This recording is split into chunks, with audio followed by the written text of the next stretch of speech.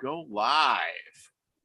Going live. 1, 2, 3, and we are live. Hello and welcome to another day in the Milky Way. And every day we're here, it's a good day. And tonight we got all about the history of Easter and the traditions and the things that you are, you know how to celebrate because you were told how to do it. Throughout the ages, it was passed down from generation to generation. And tonight, I have two great guests who are full of information. Steve Zerilath, thank you for coming. And Dalibor Suchy, thank you for coming. We are going to have a great night talking about stuff tonight. As the people pile in, we got Grumpy Stack and Big Al, who's headed home to Georgia. We got Lucky Smith, who says the Soul Tribe is prospering. I am prospering.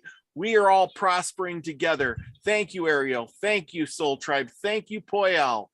And we'll have a bunch of other people piling in here sooner or later. I see Linda Brooks was in here first, and she is looking forward to the show. We got Travis the Brick, who says Jellybird eggs supposedly now rather than jelly beans. Huh. So Jellybird eggs. Good one. Good one. 901. Okay, I get it. So anyway, how have all you been and what is going on and let's start out with you, Dalibor. Tell us a little bit about Easter, what it means to you, what's your customs and celebrations, what do you know of Easter to be? Well, I'm not going to mention any aspects of the Christian tradition because everybody knows that, or I'm assuming that they know it. But Yes. as many of you know, I was born in Czechoslovakia, and we celebrate Easter in the traditionally pagan manner that we celebrated before the arrival of Christianity in the 8th century, which it's basically a fertility ritual where on Easter Sunday, in the morning of Easter Sunday, all the young men of the city or of the village, they make their own basically rug beaters or fly swatters, which are made of saplings tied together and with like a ribbon at the end consisting of 3 different colors, red, white, and blue, which is also the colors of the Czech flag. And they go around the village and they spank or smack all the women in the village.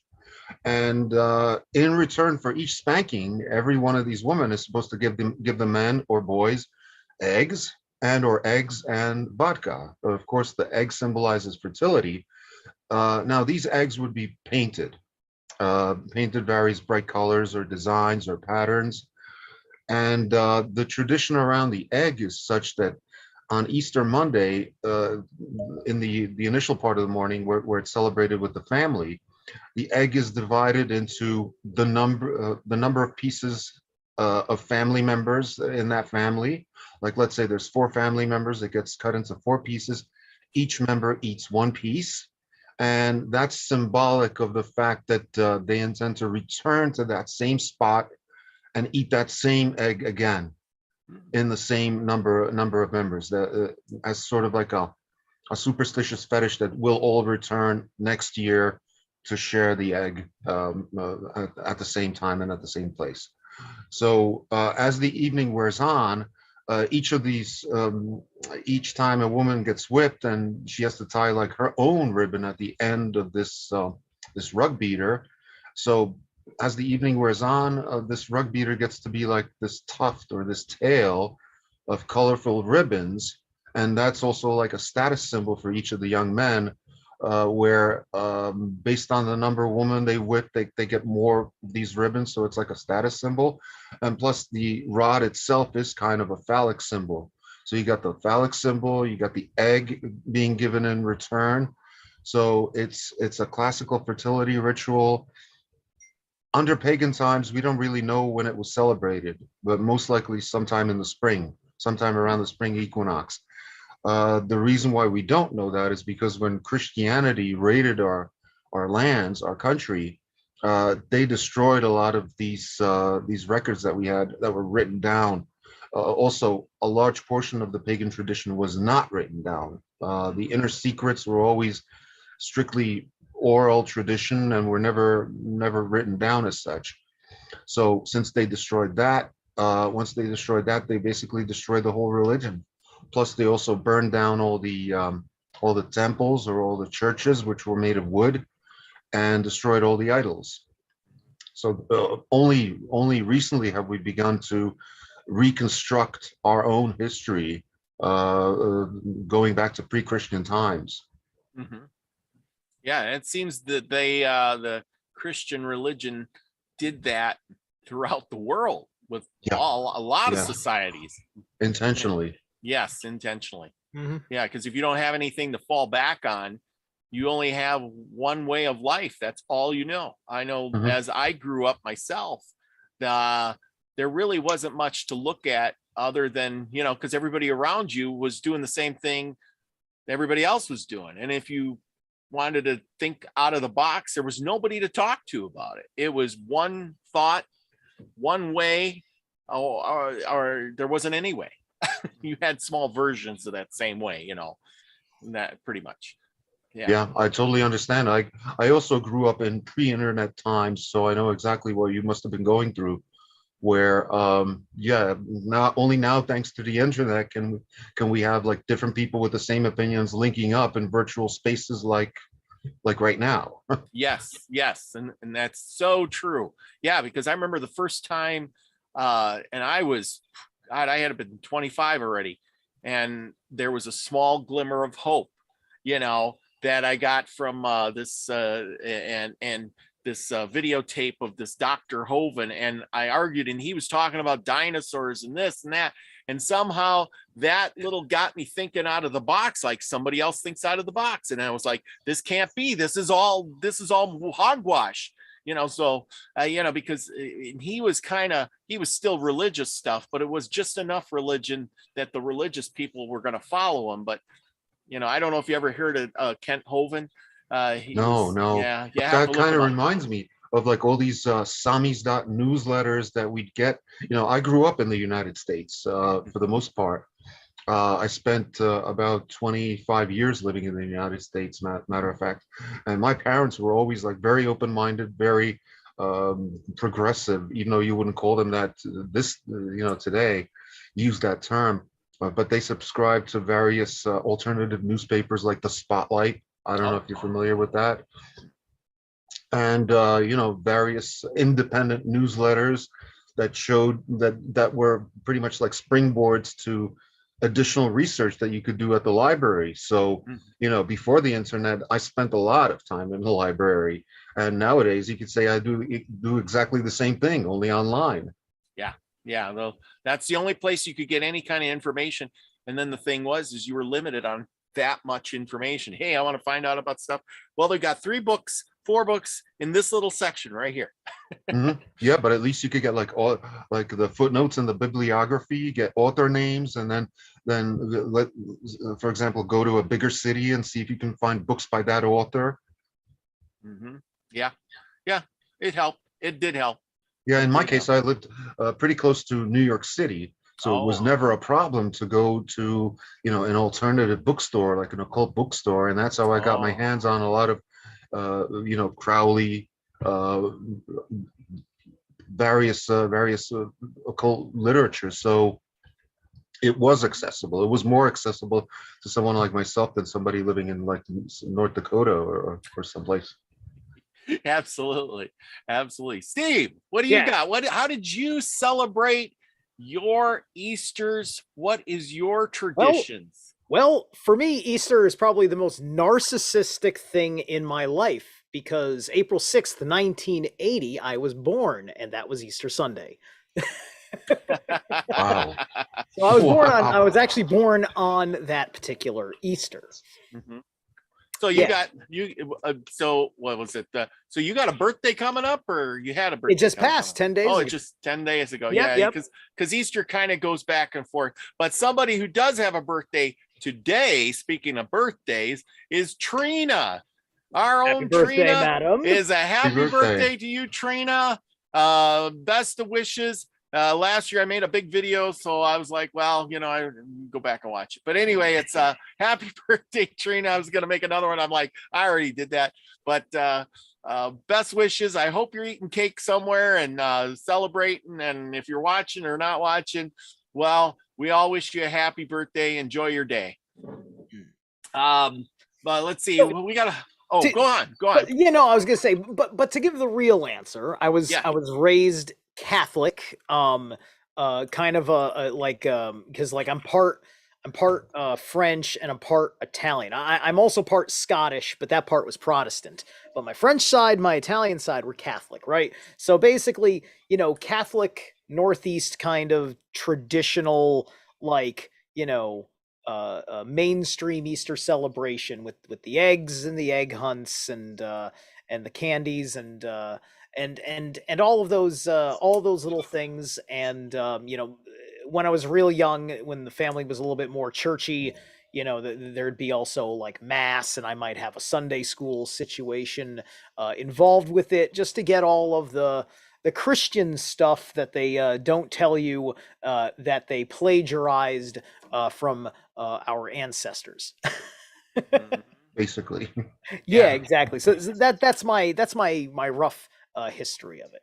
I totally agree with you. I was kind of in the same boat, the Catholic thing, and they entice you with those the Easter eggs and the jelly beans and stuff like that, and the chocolate rabbits, and get you going, and you watch the Peter Cottontail on TV cartoon, and then of course, as you get a little older, then it's church, and then you go and have that big dinner afterwards. Your parents make this big dinner of ham or whatever it is, and you sit down and eat together, and you're celebrating something, and and then as you get older, you're realizing, well, this is what the season's all about, and it's like, oh, okay, but it never made any sense to me.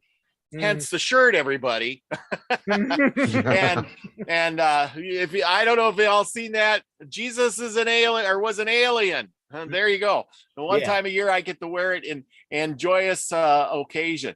But the thing was, I grew up Catholic too, but I never really bought into like the whole mythos and the whole ideology. I was, for example, I was an altar boy for 4 years, but I only did that for the fringe benefits, which was anytime there was a funeral, you could come to class like an hour late, and every weekday the masses ended at 8:30. The school would end at 8, so you could come in late, and between then, and you're lucky that was the worst that happened to you. Yeah, and also sometimes you'd get paid. Sometimes, I was never molested, but sometimes you'd actually get paid like $1 or $2. And since this was a Polish Catholic church in Poland, they have this tradition where whatever meal is going to be eaten on Easter Sunday, the meat and the ingredients and stuff get blessed by the priest the week before. So that means that the priest goes around the community with the altar boys and blessing all the food and stuff. And the priest and the altar boys get some backsheesh for that, a couple of cents, couple of dollars. Yep. So every year, this was, for a little kid, this was kind of a significant chunk of change. Mm-hmm. Oh, yeah. So plus once a year, we'd go to Great Adventure for the altar boy trip. So, you could say I only stayed in that whole milieu for strictly personal gain. That is, I totally agree with that. You get a little benefit out of it. You're more willing to do that stuff because man, I tell you, I hated going, and I couldn't understand why we had to go, and then we had to go to the church school stuff and learn all about that crap, or CCD classes or whatever the hell they call it. And, you'd ask questions and they would just say, it's in the Bible. You just got to have faith and believe, and I'm like, well, tell me about the 3 days. I don't get it. You were celebrating on Friday, and in 3 days he rose. How do you count that up? I could never figure that out. I know, because 3 days, that would be Monday instead of Sunday. That doesn't make sense. It's it's a crime that like so much of the esoteric aspect of all that is taken away. Because at least with an esoteric understanding of those kinds of biblical stories, keeping that relationship of honesty with the church would keep the church accountable. and perhaps serve a more nobler function for why anybody thought it was a good idea to abandon the pagan gods. Mm. I mean, granted, nobody really thought it was a good idea, which is why there was war and knife point and all that stuff going on. But the point is that in the modern era, you'd think, like, with all the changes going about, they would want to be a little bit more forthcoming. But no, they seem to want to keep various secrets as to meaning, which you can go find in a proper history book. Well, see, the whole purpose of any religion is to take one group of people and set them apart from other people and tell that one group of people that you're better than everybody else. It's only designed to divide and conquer, and it keeps its members in check by telling them and reinforcing them how much better they are than the rest of humanity, because they believe this, that, and the other thing, and they do these senseless rituals and go to mass every Sunday, and above all, contribute to the church. Yes. So They're always looking for that little bit of cash. Yeah. We're always hearing about Big Al, who's donated hundreds of thousands of dollars in his lifetime to that church, and now he don't get anything back. You're screwed, Al. I'm not even sure that we even had the concept of a week up until a certain point, right? Because what I know for certain is that our ancestors, they weren't necessarily invoking something like Saturn, right? Mm-hmm. So you wouldn't have a Saturday, and I don't think that they had that. I don't think they would have that kind. I don't think they'd have a particular reference day for the sun, because it would have been like, it's the sun. It's Sunday every day. The sun rises every day, right? That would have been the way our ancestors would have thought. But somehow 5 days of the week are named after Norse gods. Yeah. Well, that's in English, but for example, in the Slavic languages, they're basically just variants of the numbers, like Monday, first day, second day, third day, fourth day, with the exception of Sunday, which literally translates as do nothing day. Same with like the months. The months are named after seasonal aspects of those months. Like, for example, January is the month of ice. The Unor, February, that would be the month of hibernation. Březen, March, that would be the month of pregnancy, and so on and so forth. So each of these months means something in the natural world. Under no circumstances did the Slavic people ever focus their attention so much on the stars as some of the other cultures, like, for example, the Egyptians or even the Celtic people. Which I find interesting. Yeah. Well, actually, there's a little bit of an occulting to that, because we did, but it was different. We used the northern sky. It's lesser known facts, but a lot of the myth is built on the northern constellations. I don't want to get us off Easter too much, but I'll put it to you this way: all your myths and legends about monstrous bears and things like that, well, that all involved the directional points during the year that Ursa Major and Minor were facing, things of this nature. Orion, Orion the Hunter, that's Thor with his, with the arm up with the weapon. That's how he's wielding the hammer, right? And so these stories all have a very specific relationship to the myth that then gets into deeper things when you're looking at those particular stories. Stories of Easter are a little bit different. I'm not sure if there's necessarily a particular constellation relationship, although I'd imagine there would be, because the night sky is going to look a certain way by this lunar cycle, which is always going to fall sometime in March or April. It has to do with that coming of the equinox, because that was just as much an observed thing as noticing when a solstice was, paying attention to those sunrises and sunsets and tracking things, because Easter has everything to do with what kicks off the end of the whole enduring and suffering of the winter process, right? You know, it's just like overnight, like you get a snowstorm and then like the next day it's like 70 degrees and then it drops back down to 60, but then it keeps going back up. It's, you know, it's just like you get that crossover in temperatures where you're going from shoveling snow to being in shorts in no time, and then you realize that consistency sticks, and then you start doing things like planting in the garden and such. And so all of these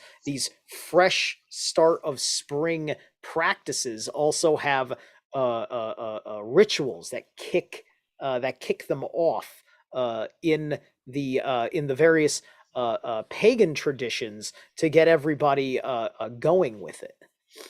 Yeah, basically, it's a celebration of not only fertility but also the planting season, because that's the dominant activity that most people would have been engaged in. Would have been some sort of agriculture or animal husbandry back in ancient times.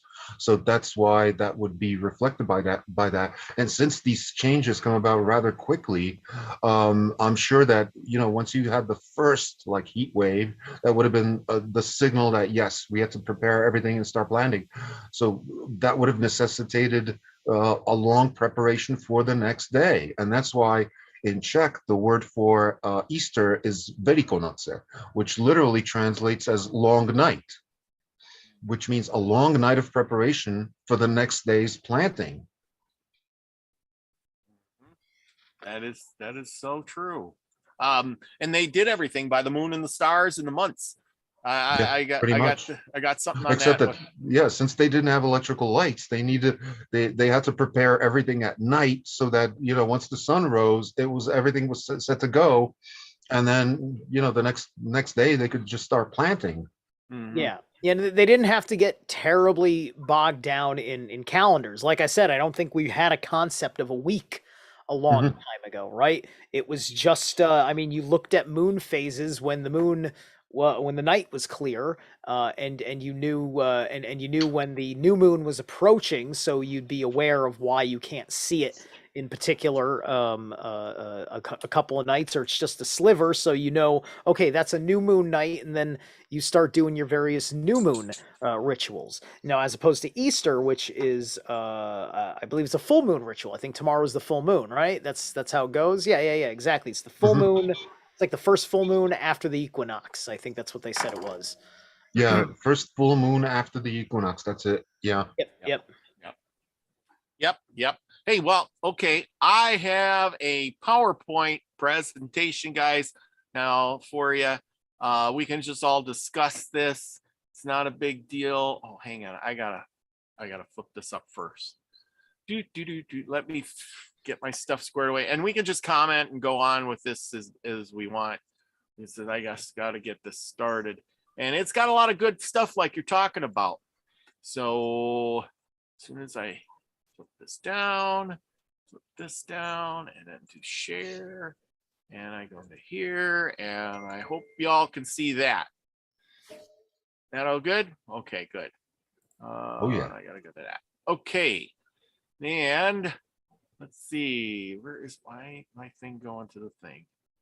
I think I clicked on the wrong one. Okay, Easter madness. Okay, history. While the origins behind History Sunday is unknown to all, the resurrection of Jesus, of course, we talked about that. The origins and traditions that accompany the holiday are less familiar to many. When did the Christians start celebrating Easter, and how did they first celebrate it? When did the bunnies come into play, and why did the bunnies hide eggs? Okay, and as we know, we were just talking about the Christian thing, and this is kind of when it started, was this Constantine guy. Christians today owe a tremendous debt to the Roman Emperor Constantine. He changed the place of the church in the Roman world, moving it through its own conversion from the persecuted fringe of the empire's religious landscape to the center of the empire's system of belief. He also tackled huge problems with the way Christians understood their community. Now, here's the important part. Constantine dealt with all three of the church's major issues at the conference of Nicaea, he summoned at the ancient city, and this was in Turkey, Nicaea. Everybody knows that all the people got together and made the Bible. In June of 3025 AD, the issue of persecution stemmed from the period of bitter conflict with the imperial government that had ended just over 10 years before the council convened. While the debt over the church's teachings had exploded a few years before Nicaea, the issue was Jesus's humanity. The Easter question had a festering for centuries, and the problems were intersectorably tied up with the fact that no one recorded the actual day of the crucifixion. If this day was so important, how come nobody put it on the calendar? Remember what it was? Well, that's because it wasn't a Roman execution, according to the gospel sources. It was the trial was basically a no contest trial by Pontius Pilate's decree. It was literally mob justice. Mob justice that was overseen as if it was a proper Roman crucifixion. Yeah. Exactly. And if the skies turned black and all this stuff, and you'd think somebody would have wrote it down and said, but nobody could remember. And besides that, I read in there too, it wasn't my thing. It basically said that Constantine started out as a pagan. He was a pagan, and he switched from being a pagan to starting the church. Well, back in those days, when the crucifixion allegedly happened, you had about 50 well-known Hebrew historians living at that time in that place.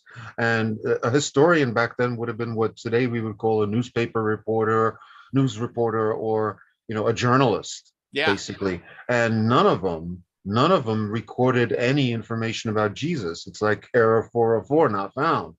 So, and the only non-Christian author that actually references him would be Josephus.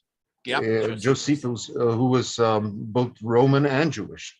So, and the references to Jesus actually appear in a different hand. If you've actually seen the original scans, it's written in a different hand than Josephus's hand.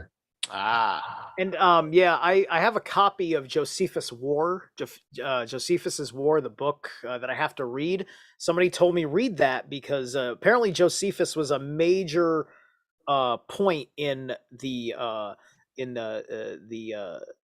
Jewish aspect of the Roman Empire, because you couldn't have Christianized Rome if Rome didn't want to stand on a Jewish foundation, right? They would have to be in assertion with the Old Testament for any of the Christian stuff to work, even though there was lots of anti-Semitism sprouting about throughout the Middle Ages. Well, it's interesting that you mentioned the Jewish aspect. Is under some theories, the whole Christian religion was actually created by the Roman Empire to subdue the Jews.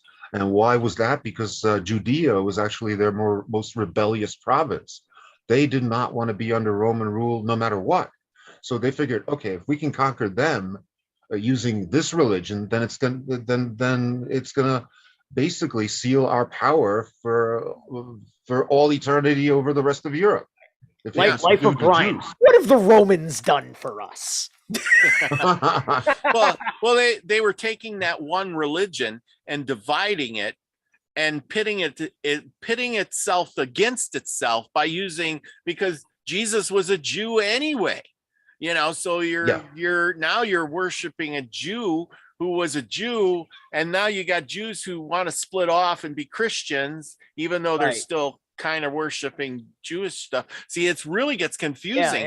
And it really wasn't a worship of him, like at first anyway. That's why they needed the Council of Nicaea. That's when they established their assertion of the quote unquote Trinity, right? Yes. Which is just trying to cram three creator gods into one guy pretending to be three guys simultaneously, and it's the way they did it is it's asinine in essence, but yeah, there's essentially, the Council of Nicaea made all the existing Christians back then, converted all of them from followers of Christ into worshipers of Christ. Yes, And yeah, that's the a key good way to- difference. Yeah, yeah. There was Followers to I did a worshipers. couple of videos on my channel about the Trinity. Arios, Mhm. Arios, who I think was also a Turk, was Turkic.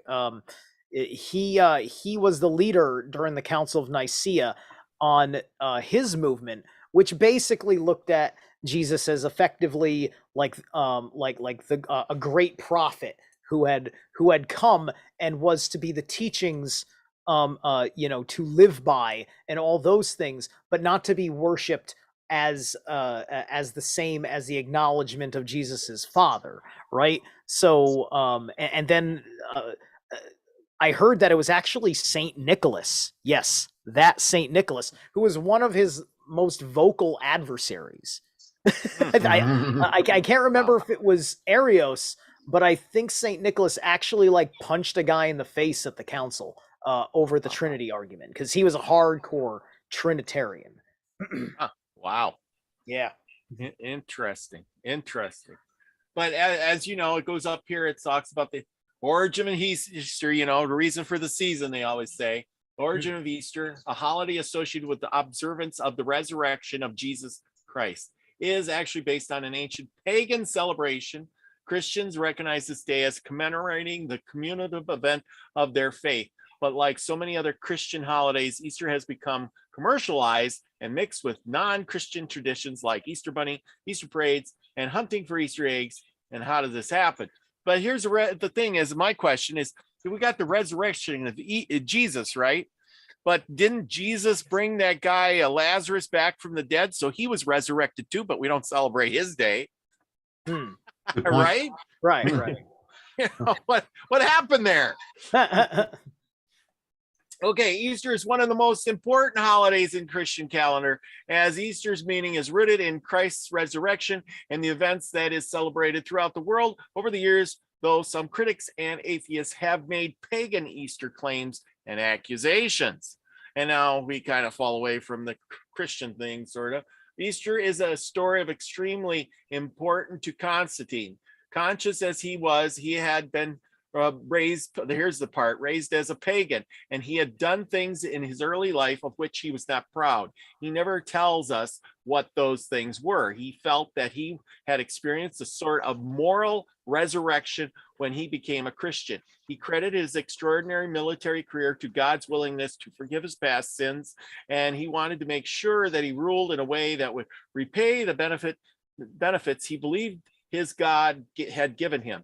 In a sense, there was nothing more obvious to Constantine that Easter shouldn't be connected with the festival of another fate, or should stand on its own connection with the natural world. Hence, he ordained that the Easter should be celebrated on the Sunday after the first new moon of spring. That's where we get the day from. That's okay. Why is the resurrection so important? It's very, very simple when you realize the historical perspective. Council of Nicaea happened in 325 AD. The Roman Empire went down the drain roughly 50 years later. Now, the Roman Empire knew that it was kind of on its last legs. And so they decided to resurrect themselves in the form of the Catholic Church. They basically transferred all their assets, all their personnel into the Catholic Church so they could survive for another 1,000 or 2,000 years. And they've apparently done that quite admirably, because the Catholic Church, just like the Roman Empire, is by some estimates the largest and wealthiest corporation on the planet. I mean, they've literally got their fingers in all the pies. They're major shareholders in various big businesses throughout the world, including companies like Bechtel, which is the only company that manufactures nuclear weapons for the United States government. Go figure. Yes. All brought to you by your local Jesuit order. Yeah. And it's got its own militant branch, its own CIA, which would be, like you mentioned, the Jesuits. That's right. So yeah, it was a resurrection in a very real sense, but for the Roman Empire. That's why the word Roman is so emphasized in Roman Catholicism, because it's all about the Roman aspect. It's not about the It's not about Jesus. It's strictly a political religion. It's a political control mechanism, Yeah. and it really has nothing to do with spirituality. They kind of invented cultural appropriation. I think so, yeah. Because that's what we're talking about. We're talking about the cultural appropriation of the spring ritual, right? I believe I believe that in the Celtic calendar, it's Walpurgisnacht. Well, that would be German too, I think, because that's a German word. Well, Walpurgisnacht, which I think is let me see. You're showing me the thing right there, perfect, because I think they use a different name. Imbolc, or and then Walpurgisnacht is the night before Imbolc. That's kind of like the pre-spring fertility ritual ceremony. That's where you get the fire, the big fire pit. There's a whole lot of fire stuff going on. Why it's amping up the libido, right? And young children participate in all sorts of things, and you jump through the fire and all that stuff. Here in Europe, they celebrate it the same way that Goose Night is celebrated in the United States. People throw eggs at each other's houses and stuff, or they put toilet paper on trees and stuff. And that's Walpurgisnacht. Right? That's on Well, that's that the would night be before on, Beltane. Yeah, that's before. Well, Mischief Night in the United States is the night before Halloween, right? Yeah. And where all that kind of stuff happens. Because I remember being on the receiving end of that from time to time. Me too. but like Easter, like, okay, so here's the basic story if you want to talk about the stuff that's on the non-Christian side, right? Bunnies and eggs. Iastra, as a goddess, she would go away, like into the underworld or something like that, during the winter time. Now, the rabbits were her one of her patron animals, as well as, I think, sparrows in particular, various birds, various avians, right? So when she would go away, she charged her rabbits with guarding the sparrow nests, guarding the sparrow eggs during the winter, to make sure that that all this life would return when she comes back, because she's not going to be there to guard it, because she's like, this is not her season. She's been pushed out of the realm, and she doesn't get pushed back in until the sun lets her back in, basically, right? So all of these rabbits, they do that. And the reason why we go through the hunt for said eggs is because your growing season has started. You're not harvesting anything for a couple of weeks, right? So you're literally going out there. The kids are sent out to go climb up trees, and so they're looking for eggs anywhere, because you're trying to survive that last leg, because you're just about out of your winter reserves at that point, and you're still starting your grow. You maybe have saplings at this point, but you're not eating any greens yet, right? The chickens, it's cold. They just started laying eggs. And that would be it too, right? Because chickens don't lay eggs in the winter, unless you keep it warm in the winter. But they do, except that they lay a lot less of them. Right. Precisely. So this is where the ritual associated with that myth that brings all that together comes from, is that Iastra's rabbits guard the sparrow eggs over the winter. Well, there's also the other explanation that Easter actually comes from Isis, which was Ishtar in the Sumerian. In Egyptian, she was Isis, but that's the Greek name for her. In the authentic Egyptian pronunciation, it's just Isa, just like Horus is Hor. So you would have Isa, and one of her forms was that of a rabbit, even though the dominant form that she assumed as Hathor, which was one of the pantheon of gods, that she was like, it was like a reincarnation of her, was Hathor. And she took many forms, notably a cow, a rabbit, or a buzzard. And both the buzzard lays eggs, obviously. So it kind of got confused, you could say. The symbolism between an egg-laying animal versus a non-egg-laying animal. Yeah. And this also would not be the first time, because notice we're talking about something attributed to Jesus, which is actually attributed to a goddess. And Yeah, yeah, Jesus was kind of created as almost as almost a transgender in spirit, because you're talking about at the time of 30 AD or whatever, Roman pagan times. You're not quite out of the age of Aries yet. Men are bravado. Men are not doing things that would be akin to what you would expect a priestess to do if they were part of a sect, or any of these particular cults. It's the why. It's part of the reason why he's always got to be depicted with a certain with that very elegant looking, like he's got the robes, of course, he's got the long hair, which allows him to kind of play a subconscious trick on you of goddess or god type of situation, man and exactly.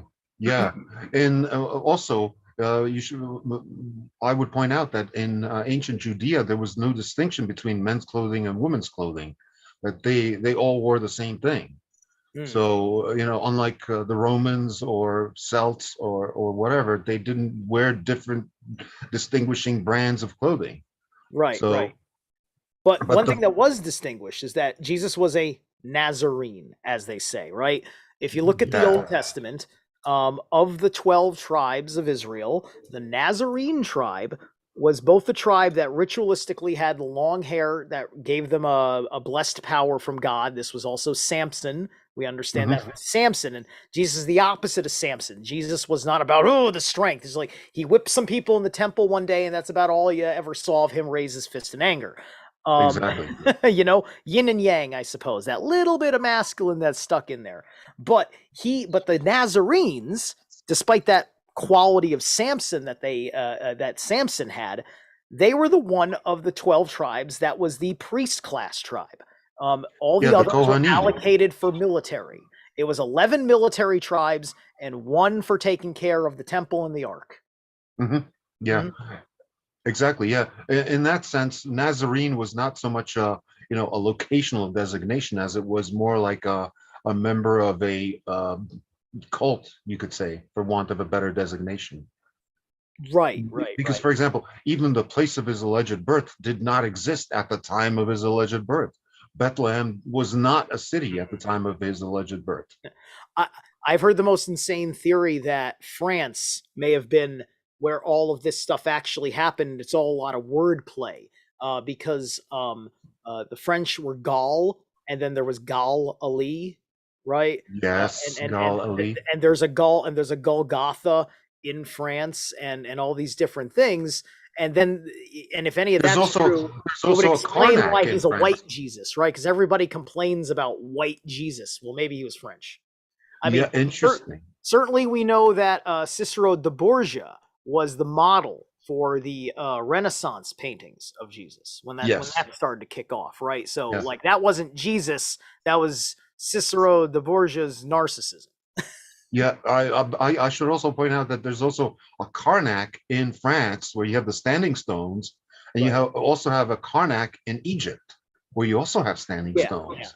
I mean, like I'm starting to think that, and this is a little off pace from Easter again, but it's something I've been stewing with. Is that I think that a lot of the archaic history we're getting from the old scriptures, like we're literally just doing all the world's a stage, right? We're literally just like renaming places, right? Yeah. Because there's more, like I see more evidence now looking at the old maps about things like the North Pole, Garden of Eden between four rivers, Mount Meru in legends and lore that is the North Pole is surrounded by four rivers, but it's four rivers like this, at the cardinal direction points that flow in and out of such, and that's more appropriate than how they show the whole Tigris, Euphrates, and then the other two, which are dried up, right? But this one makes more sense. Even has that strange symmetry to it, if it were a real place, right? Well, And yeah, so, which is why yeah, certain legends, like for example, the Quranic legend says that the Garden of Eden was actually raised up and moved towards Israel, modern day Israel, that it wasn't there originally, that it was somewhere else. that's interesting, and no offense to the Muslim population, that may have been a little bit of finaglery with your Oh historians yeah, and scholars of your people. oh yeah, definitely. Well, just like the Christian religion, that was also designed to manipulate people. It was designed basically to mobilize the northern Arabs and to make them more militant, because once Islam took hold of the Arab people, within 20 years they had all of North Africa taken over within just 20 years, which is incredible. Hmm. Literally no ruler before them had ever done such a thing. It was religion that drove them Yeah, to it. yeah, and it's interesting to see how their paganisms were occulted from them too. Same deal. And it was much more savage. It was much more savage. I mean, it's all kind of equal in a certain sense, equally bad the way it was treated, but from our perspective and our culture, seemingly much worse. Because the primary reason why we kept these pagan traditions like Christmas and Easter and had them flipped in that particular way is just because they were so damn important to your survival as a species that you couldn't really actually argue with going through all of those motions. One of my Yeah. favorite scenes from a TV show. I was a fan for what it was of Neil Gaiman's American Gods, the TV series based on the book. And in one of the episodes, you meet Yastra. Yastra's a character in it, and Mr. Wednesday, aka Odin, he's going there to her little place to recruit. And when you go there, there's about 10 dozen different versions of Jesus, of various different ethnicities and styles of Jesus, which is hysterical, all running around, just being around Yastra. And she's just there with her blue bonnet and all the great, looks like a perfect Catholic Easter Sunday girl, blonde, and all this beautiful stuff. And then, Odin just reads her the riot act. It's just like, oh no, this is all, that's all for him, right? It's just like, listen, that even though they're doing all the stuff they used to, like around you, that he gets all the credit, right? After he goes through a whole tear about every little aspect of the ritual, and because everything is true to character, like at least one of the Jesuses just goes, oh, I feel so terrible about this. It's such a funny scene. I love it. It's a classic show. I'm not familiar with it, but I can imagine it from what you just told us. But it's it's a religion that basically sought to centralize culture, and that was done for the purposes of control. Any type of centralization of anything is a dictatorial, totalitarian control mechanism. And that was, I would say, one of the first attempts at modern day communism was religion, or specifically in Europe, Christianity. Yes, without a doubt. Mm-hmm. Where you had, experiments in communal living that were like the monasteries and the nunneries of the day, where all these men basically would just get together and just live communally, have no property except what they had together, and just live for their particular sect of that faith.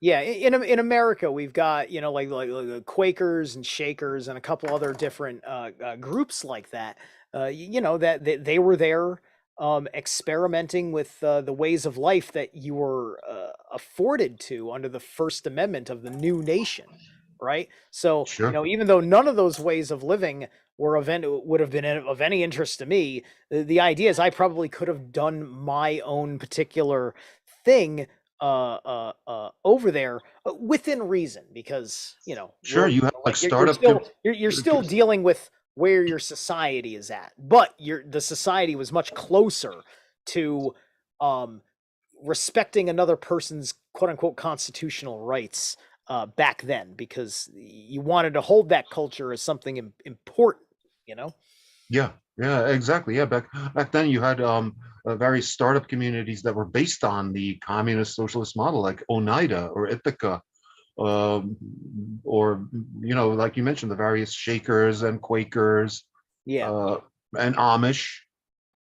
Right, exactly. Because in many a sense, because like family units are kind of a communist thing, so Sure.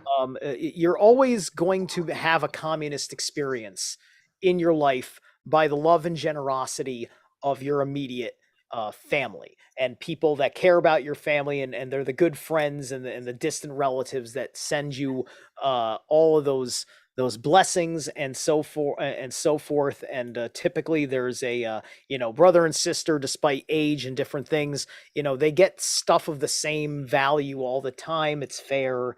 But then you also want to teach them unfairness or whatever. But my point is that like even on the tribal level, especially because there wasn't like money, right? And I mean, there was the barter system, but it was also kind of also on a communist spectrum because of the tribal aspect of it, right?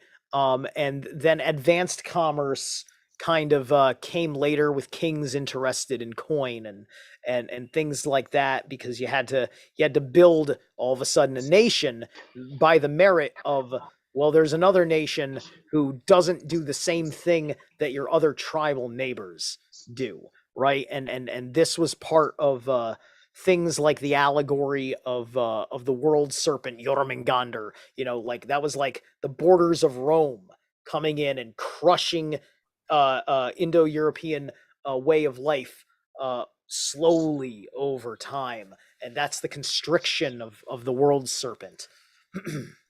Well, yeah, that's also why each of these different nations adopted their own flavor or own brand of Catholicism in Europe, at least. Why you even have in some cases like distinct churches, like the Icelandic Church or the Church of England. That's right. Yeah, that's right. Because, like I said, it's a cultural appropriation thing. The way they couldn't separate people, they had to find some sort of reconciliation point, because they were going to force you to, to do certain things one way or the other. And chief among these being giving 10% of your income to the church, the tithe. Mm-hmm. The tithe. Which was which was and how did they figure that out to 10%? How did they figure it out? It's got to be 10%. Like what? I don't know, but see, the church exacted a tithe of 10% for saving your soul, but your lord or master or king or whatever, he demanded another 10%. So back then you could say that the tax rate was something like 20%, which is still kind of humane by modern standards. Yeah. Right. Where here in Germany we have 19% Mehrwertsteuer, which is a sales tax, 19% on everything. So wow, and that's not including income tax, not including Social Security, where you work for 50 years, so you could get and give them 20% of your income for 50 years, so you could live for 10 years on the same income. That's not a good deal. No, it isn't. No, it isn't. And it always gets you with the tax thing. Okay, I'm back, and I was hoping we could finish this up because I got some really good slides here and I want to talk about this. Hang on. Gotta get my thing back. Yeah, we did all of these. We were into that. There's the rabbit thing. And we talked about that. This one.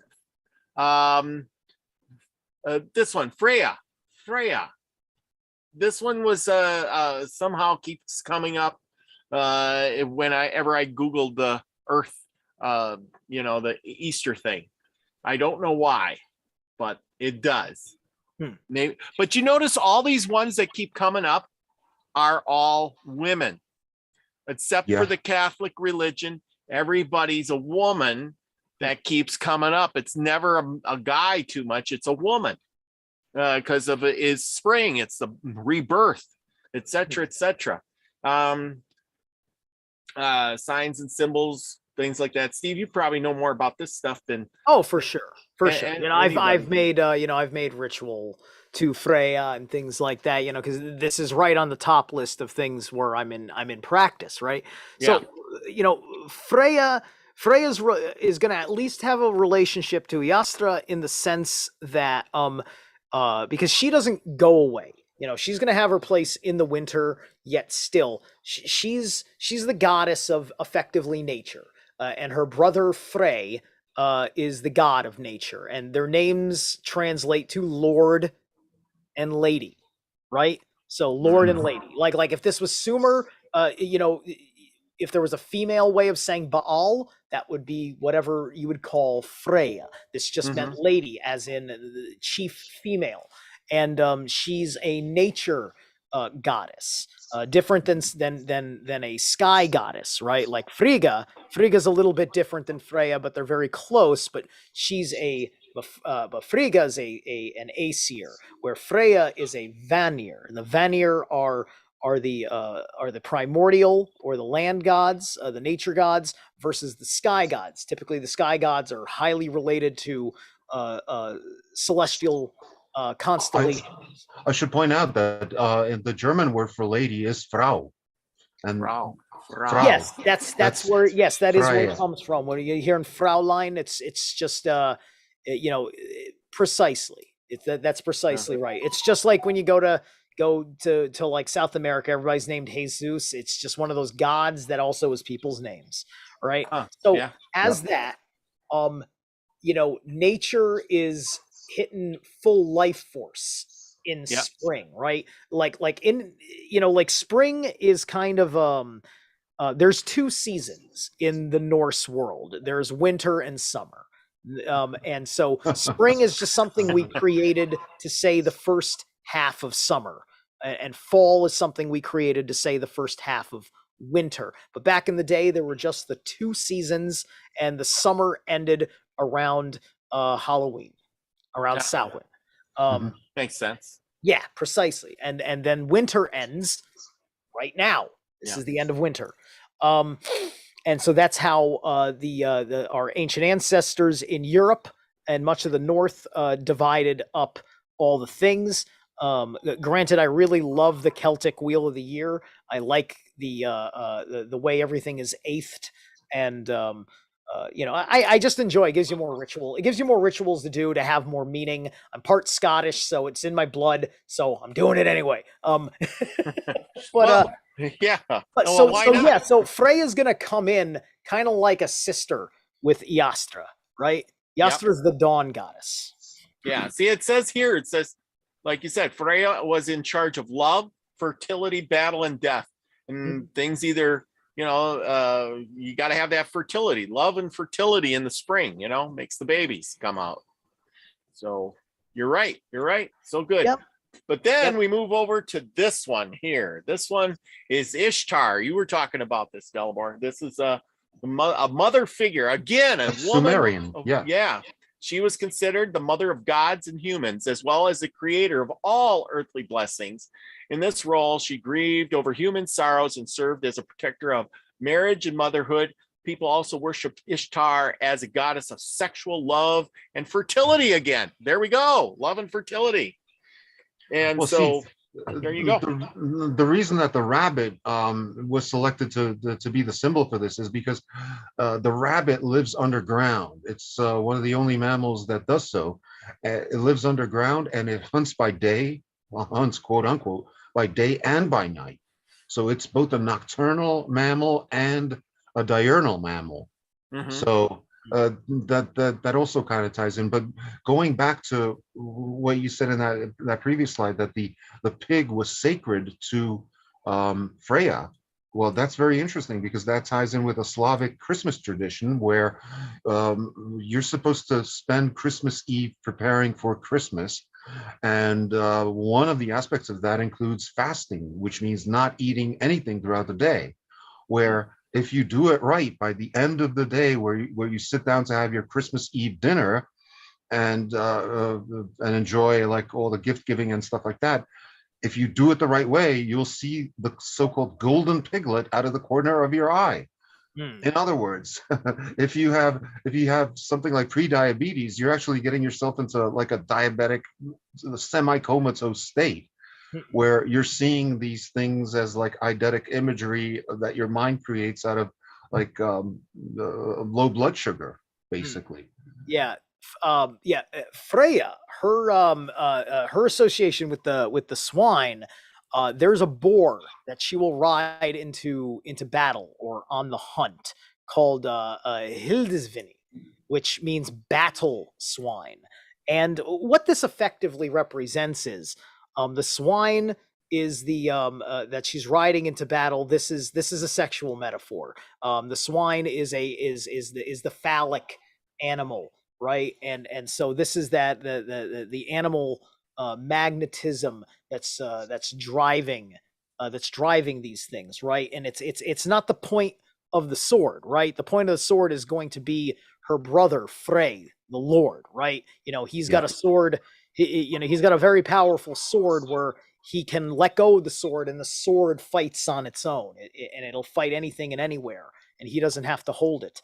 Right. And and some have said that Hildisvini is Frey's battle swine, which there's we know that these things aren't literal with the relationship. So although when we talk about it in the humanized way, we talk about the gods, that it sounds like incest, but it's merely because of the very important relationship that both have to these battles as well as to fertility, right? You're seeing a lot of these goddesses pop up in this discussion because we're talking about things involving environments, right?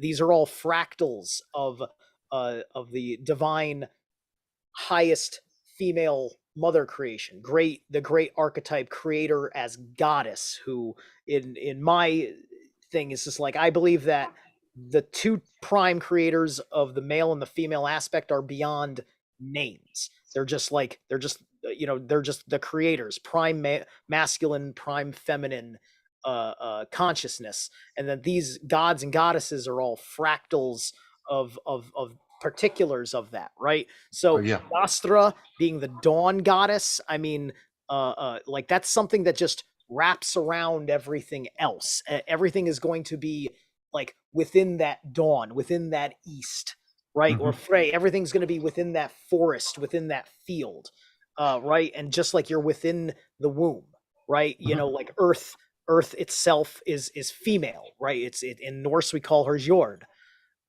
In Slavic, it is also female. The sun would be masculine, and the moon is neutral.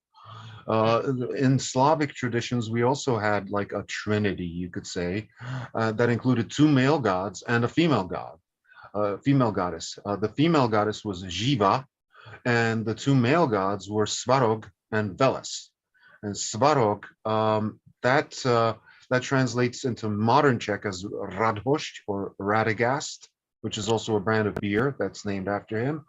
And specifically, Svarog was the god of the forests, and Veles was the god of everything that was underground. And okay, interesting. You said, wait, Radagast was who again? Radagast was Svarog, which was the god associated with everything above ground, as well as the sun, the forests. And Veles was like his brother, and he was associated with everything, pretty much everything else on the earth and beneath the earth. Okay, because that piqued my attention, because Radagast is the name of one of Tolkien's lesser known wizards. Everybody knows Gandalf and Saruman, and then if you've watched the Hobbit movie, Radagast is in that, right? And he's basically, he's basically the herbalist wizard, and we all know that he's constantly high on something. As right? a matter of fact, yeah. Right? Yeah, and this is what he looks like, and he's always. Yeah. This is Radagast, Radhost, and okay. he's always depicted with as a fierce-looking man with an animal's skull above his head, in his left hand bearing an axe, and in his right hand bearing a horn filled with wine. And the name Radhost or Radagast in his Germanized form, that translates as literally glad to either be a host or glad to host you. So like it's he's also because this is just like one aspect of Svarog, that he became westernized and called Radagast or Radhost. And Radagast is also the name of two different cities in the Czech Republic. There's Frenstadt pod Radhostem and another city also named Radhost or Radagast. Right. So he could probably be accurately called the Lord of Hosts. Yes, Lord of Hosts. Which I think is an attestation that they've now stolen and given to Jesus. And it's interesting that now that I think about it, there's a city, a little village named Zedhost, which sounds a lot like Radhost or Radagast, and that's practically right next to Žíp Mountain, which in the Czech lands would be a sacred mountain that's almost perfectly shaped like a bell curve from all sides. Some have argued for artificiality, but according to legend, that's where the first Czech man lived. His name was Czech, and he lived on top of that mountain, on top of Žíp Mountain. Interesting. Yeah. Wow.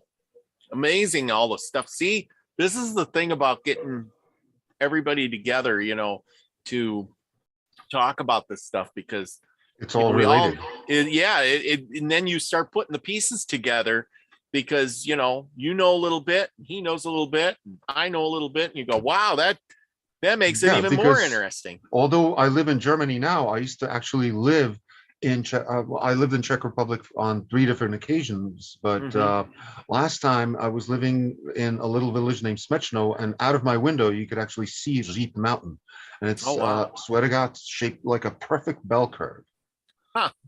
Yeah. Neato. Well, now we got into the Egyptian religions. And I don't know if you guys know anything about this stuff, but I'm sure we'll spark up some similarities along the way.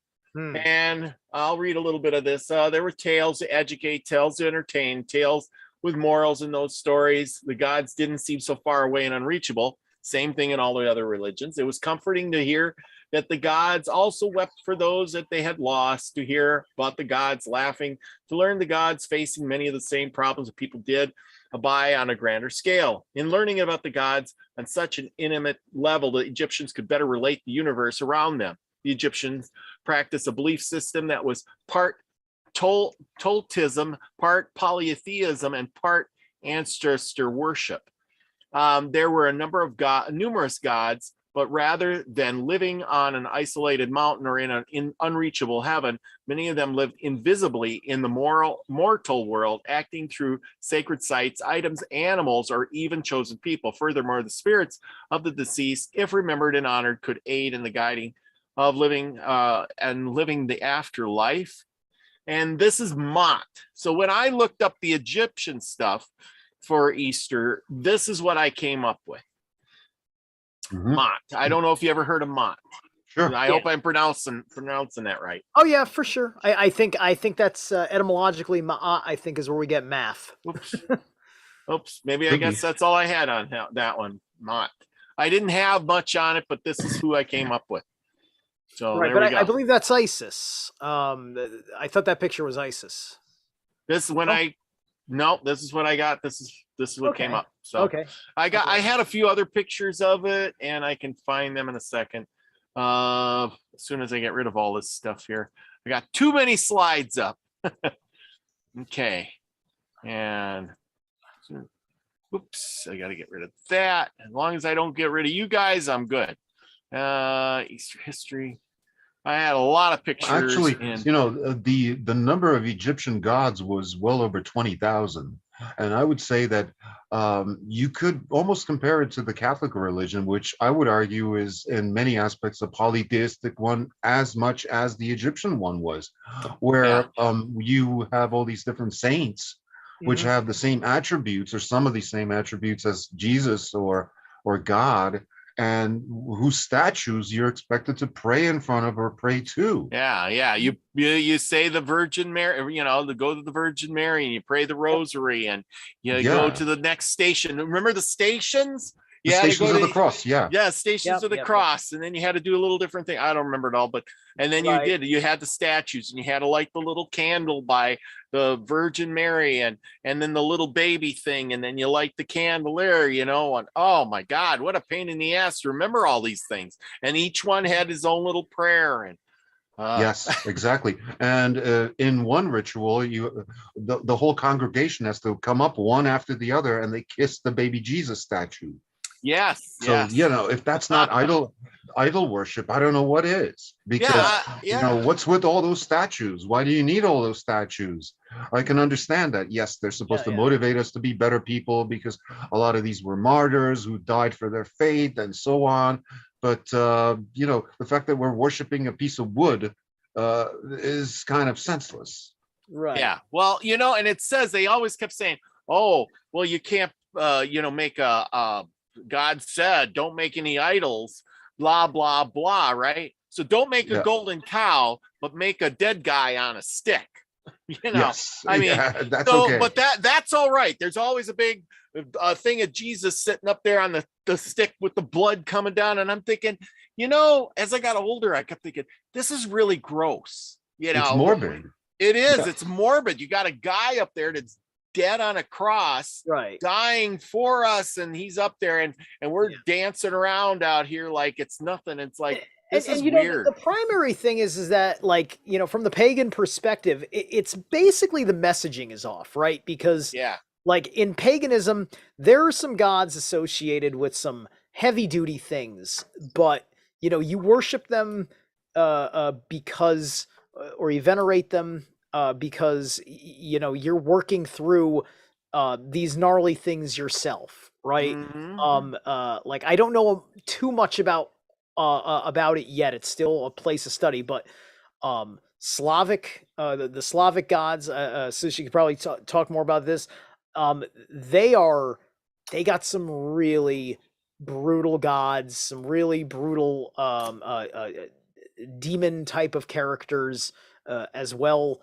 In their world, a great but we also example, have like fairies and elves and that sort of creature. Yep. Like a great example is Zernabog. I think, forgive me if I'm pronouncing his name wrong. He's another character in American Gods, and he's basically like he's the Slavic. He's pretty darn close to Odin when you think about it. And then he's got it. I'm sorry. Go on. But he's more like, he's regarded by, for example, he would be like a Russian god, and he would correspond more to like Satan than anything else. That he's like the god of death and destruction. Right. Because I mean, like, there's the death and destruction attributes, but. And etymologically, but like people that worshipped him, they didn't die because they worshipped him. I mean, they were dying anyway because they were in a harsh world that was killing them, right? And so, that was a relationship. He had a brother named Beelzebub, and so the Zernabog was the black god, this death god, and then his brother was the white god. And in my understanding, in how things cognate, because like I said, Zernabog's kind of like Odin. And in the deeper understanding I've come to with the Norse is that winter and summer actually have co-rulerships that are played down for the summer ruler, but Odin is the winter god in realities, which makes him very close in not necessarily etymology and all the qualities or whatever, but as far as overarching themes and when you'd invoke him is more winter based. And most of the stories are about Odin because most of the stories involve the approaching of Ragnarok and all these things during hard times. And that makes sense. Tyr the god of justice and whatnot. He's very he's a very Jupiterian and Martian type of figure, a war god, but also a justice god. He's the Aesir god of the summer, right? So the throne of Asgard is, if you understand the deeper meaning of the stories, is the reason why Tyr was once king is because most, there's not that many stories about the summer situation. It's all about when summer ends and there's more troubles, and that's when you get more of these problems. That's when you get, that's when Loki is way more active as people are dealing with their with trying things that are mysterious and as survival tactics and all these little places where trouble can occur. But my point is that there it's like Jernabog and Bolzabog. So if you think about it that way, because what's one of the names for Odin? Grimnir. Grimnir is as it sounds. It's about the approaching death. Why? Because it's about the approaching Ragnarok, and even Odin himself is going to die. So these gods can be about these horrible things, but that's not how they treat their people, right? It's about how the people deal with these things in their world. Yeah, and yeah, I agree, and it also reflects the reality because, for example, most of the northern Slavic people, like the Czechs, the Polish, the Russians, Ukrainians, they live in a climate where it's most of the year is actually winter, just like in the Nordic countries, where it's like 8 months of winter and 4 months of summer. And so, yeah, you would expect the winter gods to be more dominant. And as you pointed out, Chorny Bog means black god, but Odin in Russian means one. Right. So, right. Which is interesting. I don't know if that's intentional or if that has any bearing. I'm certain that it does. It has a certain sense of making sense to me. But we can also think: is there something equal sounding from other aspects of Odin? Like there's Wotan with a V or a W, or Wotan, Otan, yes. Right. Uh-huh. Yeah. So do those mean anything near like one? Do those sound close to anything in your ancient tongues? I mean, I'm sure they do, except that I can't think of anything right at the moment. Okay. No worries. Yeah. Because Odin's got like so many darn names. He's got a lot of Mercury aspects to how he is, and he's not a shapeshifter like Loki, but he is a master of disguise like Loki. Yeah. Uh-huh. Wotan. I've heard that before, yeah. Because I know that like Wodan, that means to be consistent of wood, right? And then there's everything that is involved with wood as an element. As well as Odin, it's that O sound. It's that sound of revelation. When somebody makes something clear to you, you go, oh, right? It's Odin. But also in the legend, if I'm not mistaken, the ash tree was sacred to Odin or Wotan, and they say that the bark of the ash tree has certain medicinal properties, among which, strangely enough, is an increase in psychic powers. So if you make a tea out of the bark of the ash tree, that it will increase your psychic powers or give you the ability of precognition.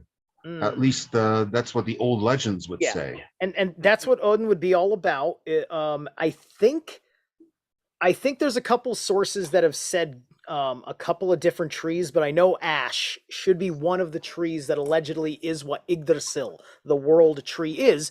And what did Odin do? He went through his death, his rite of passage, by hanging for 9 nights on Yggdrasil until screaming he took up the runes and then fell and collapsed. So he could understand, so he could have clarity. And I should point out that the Germanic word for ash is esch, E-S-C-H. And there's a city close by here called Eschenbach, And Eschenbach literally means ash brook.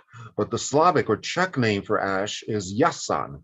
And Jasan derives from jasnost, which means clarity. So, it's derived from the word clarity. And the word for precognition in Czech is jasnovidost, which means to see clearly. Wow. What All we right. learn here, I can't wait to get some ash That's tree cool. Thank you for bark telling us. and make some tea out of it. Yeah, it grows all over the place around here. Yeah. Yeah. Interesting.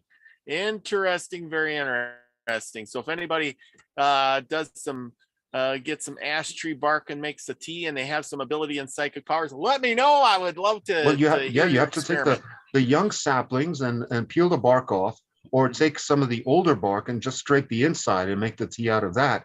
Yep. Because tree bark was used for medicinal purposes since ancient time. Like, for example, willow bark, that's where we derive aspirin from. Yes, exactly. That's where it originally came from. All these things are right in front of our nose. We know what they are. We see them every day, and yet we pass. It's like dandelions. We get chemicals to spray on them because we call them weeds. But think about it. They make wine. They're medicinal. You can eat the leaves. They're like a lettuce salad. They provide you with vitamin C and other things. They clean your liver. Clean your liver out. And yet we pull them out and call them weed, and we spray them with chemicals. The last, what are we thinking? It took me 2 years to get it through my dad's head. Dad, let me get to the dandelions before you pick them. I'm going to feed them to my iguana so I don't have to buy lettuce at the store. Right? So that's free. That's a free meal for my pet. So he got that point. Now I got a big box of it, like right now. And I told him, okay, go ahead and kill the rest, and I'll grab some more later. We're so backwards. We're taught everything is wrong. That's right. Good is bad. It's like, I was just listening to some prepper guy the other day, and everybody's talking prepping lately. And he's like, there's food all around us. Everywhere you look, there's food. We'll never go hungry. There's food everywhere. And he's like, you can take this and make a tea, and you get your vitamin C out of the pine needles, and you can dig up cattails, and you can eat the bulbs of the cattails. It's like a potato. And in the cattail tops, you could make things and eat that stuff too. And, fibery stuff. It's all over. Oh it's my all gosh. over the place. Like you said, the dandelions, there's your lettuce salad. And, I just figured out Wotan. Okay.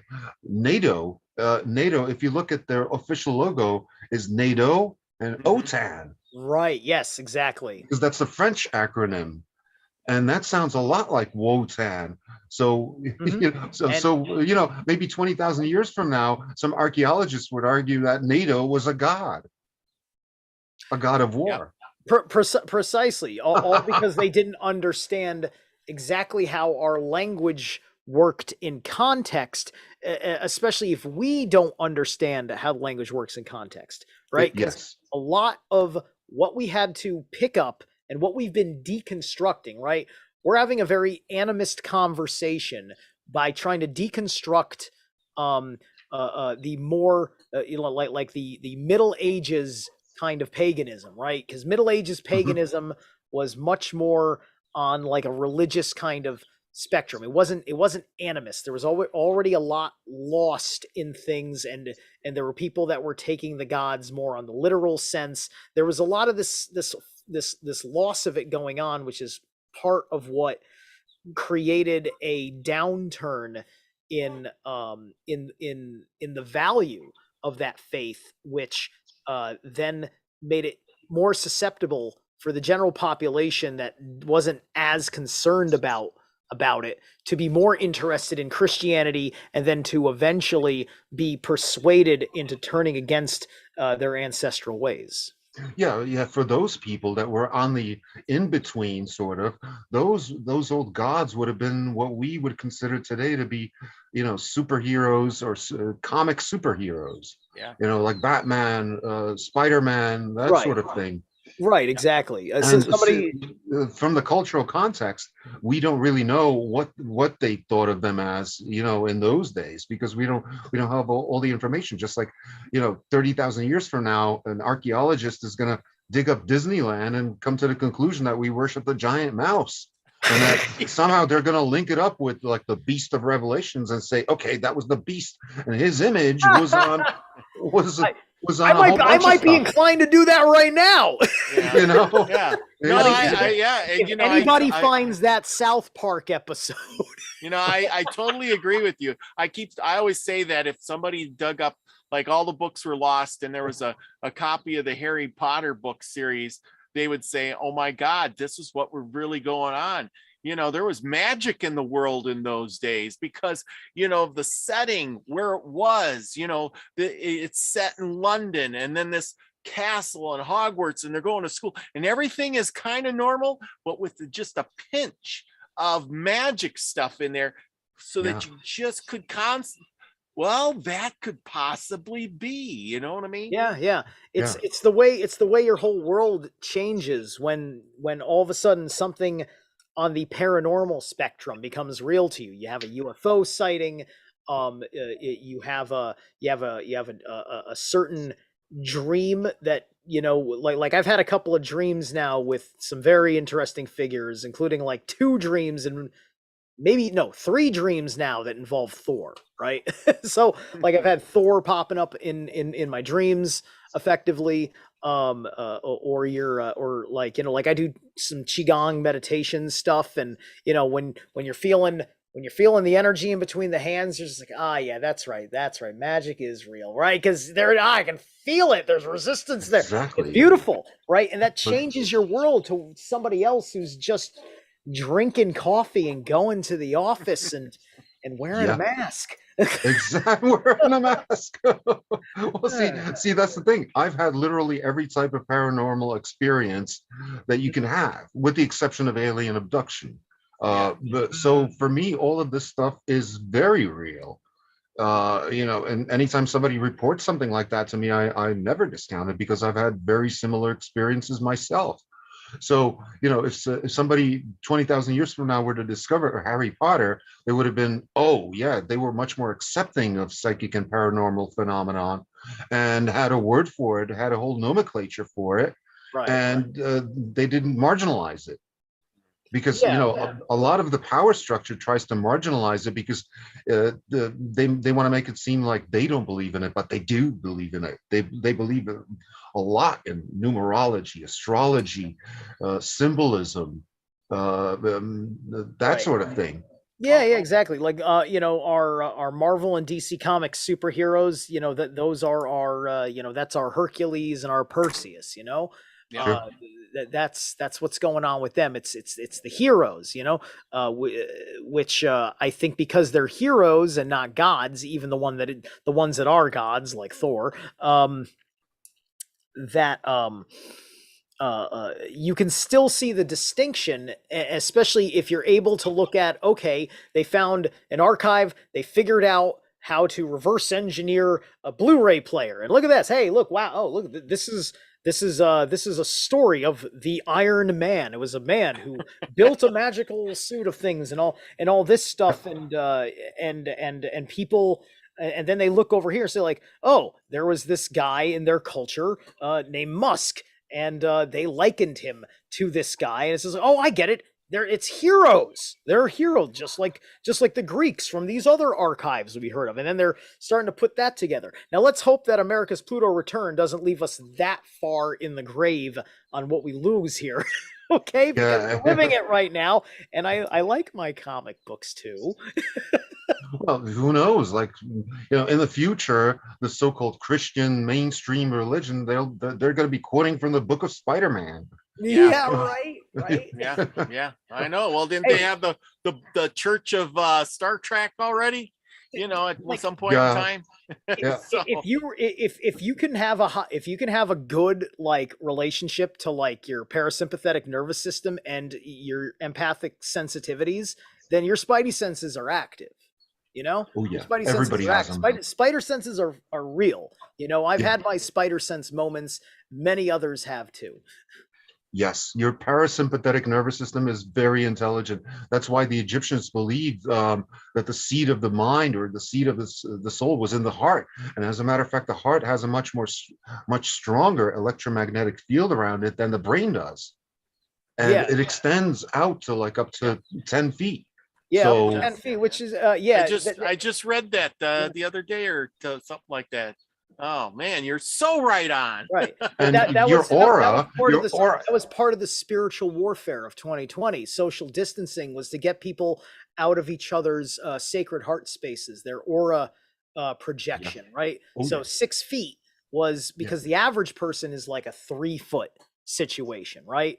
People Mhm. like us that have the spiritual connection, I think we're probably at 6 feet. The way that we shine is because we're aware of it, and we do, like I do meditations to expand my aura, right? Because that's the Yes. strength, right?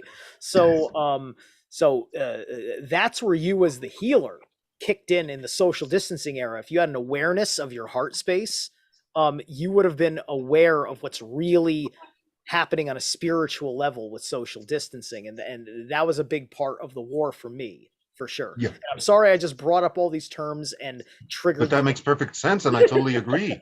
Yeah, because that has parallels. Because if even it even parallels with the whole religion aspect, because you could argue that COVID is a religion because Oh it's got yeah, its own like religious garments, which would be the mask, the gloves, and in some cases like the yeah. the moon suit.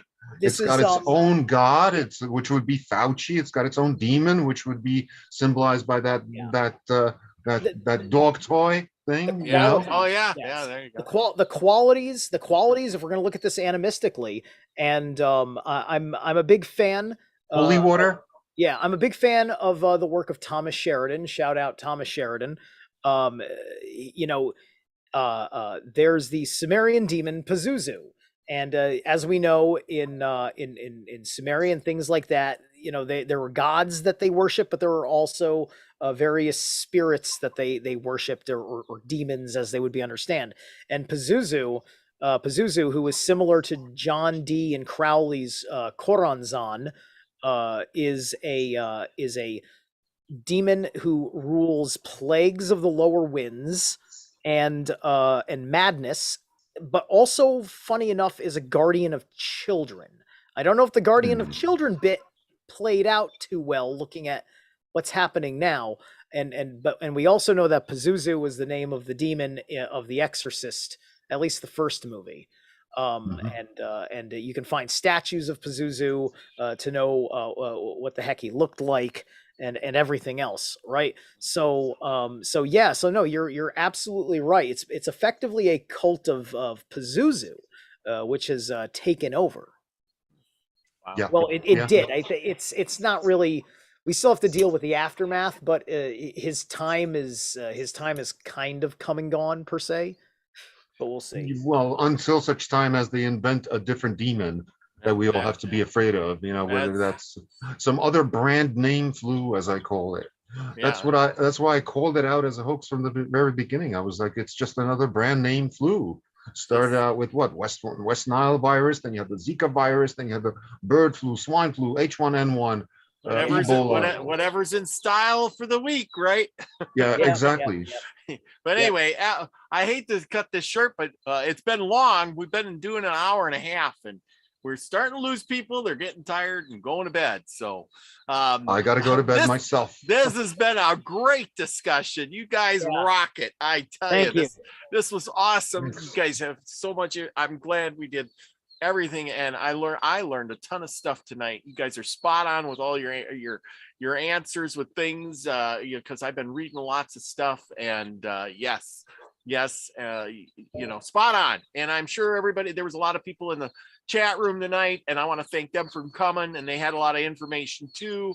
Linda Brooks was talking about aura fields and things like that. Pamela Jean's in the house. Brandy Robinson, Lucky Smith says you can poison the body, but your spiritual energy can heal everything. Scratch is in the house. Divine Empress is in the house tonight.